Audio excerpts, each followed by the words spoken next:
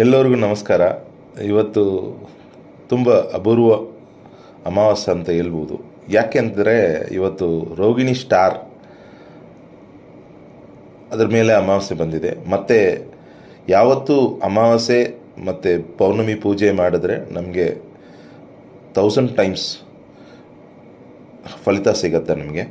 So ಇವತ್ತು ರೋಗಿಣಿ star ಮತ್ತು ನಮಗೆ ಅಮಾವಾಸ್ಯೆ ಮತ್ತು 5 ಪ್ಲ್ಯಾನೆಟ್ಸ್ ಒಂದೇ ಕಡೆ ಒಂದೇ ಲೈನಲ್ಲಿ ಇರೋದು ತುಂಬ ಅಪೂರ್ವ.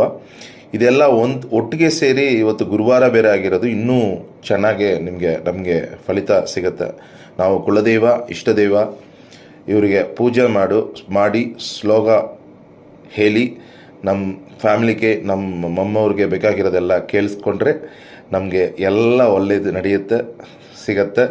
ಇವತ್ತು ಎಲ್ಲರೂ ಪೂಜೆ ಮಾಡಿ